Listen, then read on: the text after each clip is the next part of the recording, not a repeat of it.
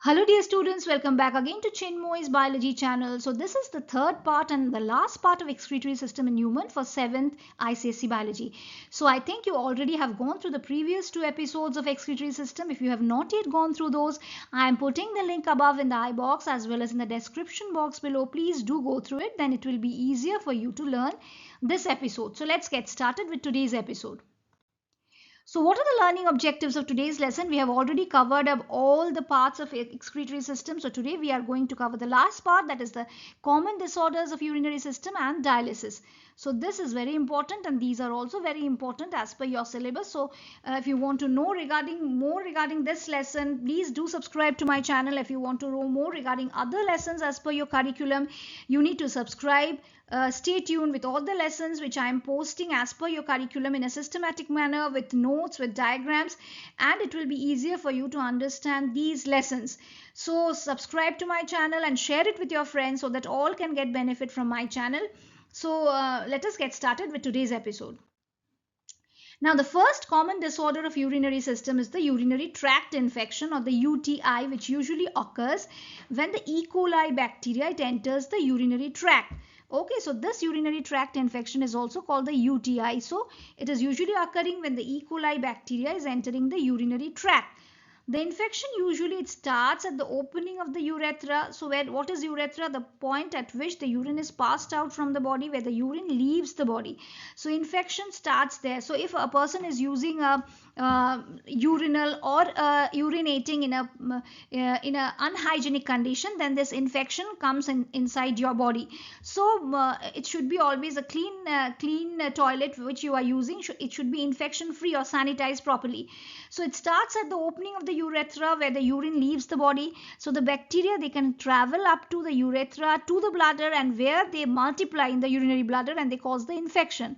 Now if the bladder reach the kidney, they can cause the infection that can become very serious if not treated promptly. So from the urethra it is going up to the urinary bladder, and from there the bacteria can even reach the kidney also, and they can cause this infection. It can be very serious if it is not treated properly. So what are the symptoms of this infection? The burning sensation while passing urine, frequent urge to urinate, pain in the back or lower abdomen, and cloudy and strange smelling urine, and fever like feeling if the infection has also reached the kidneys also, the person might have fever. So these are all the symptoms of this urinary tract infection. Next comes the kidney stones. So kidney stones, why they are formed? They are formed due to accumulation of dissolved minerals that stick together forming a mass in the kidney. So stone-like formation happens due to the dissolved minerals in the kidneys.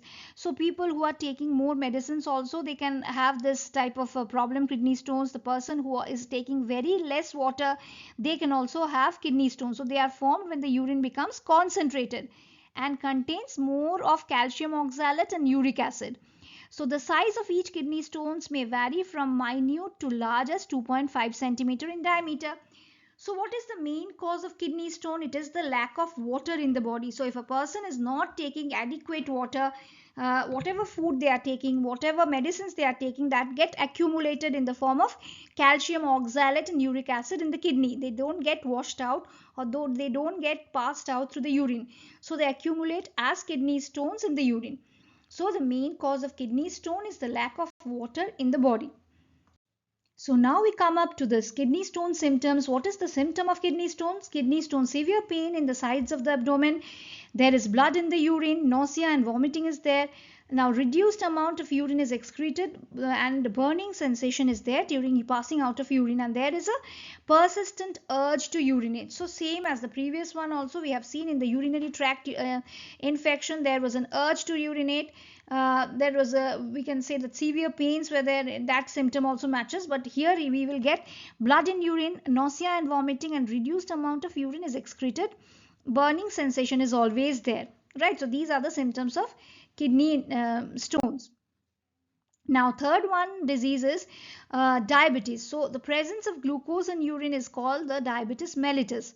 Okay, so the excess sugar is excreted through the urine, and this is diabetes when the sugar level in the blood is much higher than that of the normal.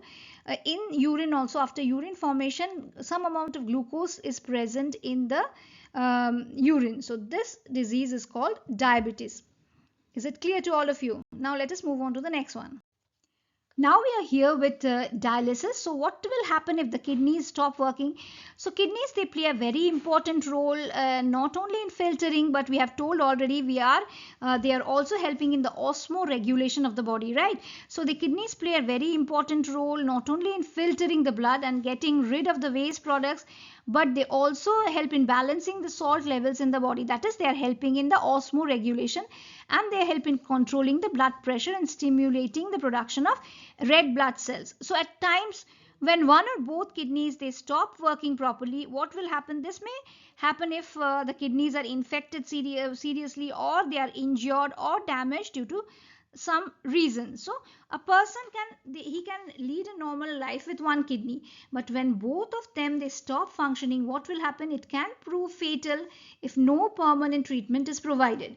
So in that case, an artificial kidney, either if both the kidneys are failing, we can replace it with a new kidney, so that kidney transplant is done, or a dialyzer or a machine is used to filter the blood of the patient whose kidneys are damaged. So this process of filtering the blood with the help of a dialyzer or a machine, of cleaning the blood through a machine, is known as dialysis. Is it clear? So now if the kidneys are failing completely and the dialysis is also not possible, in that case, what is the alternative? So they need to go for a kidney transplant. Okay, so they need to go for a kidney transplant. So this is what is happening. They need to go for a kidney transplant, but from a suitable donor. So this is also very critical process. You need to get a now this is the dialysis method, and it is done with the help of the machine or the dialyzer. So this one is the dialyzer. What is being done here? The basic thing is that the blood is extracted from the body and it is passed to this machine. The impure blood is taken out from the body, and again the pure blood after purification is injected in your body. So this is a painful method. And how this method is done? Now the blood first through the fistula, through the blood pump, the blood is taken here, and in this dialysate outflow machine, dialysis is done. So this is the full process.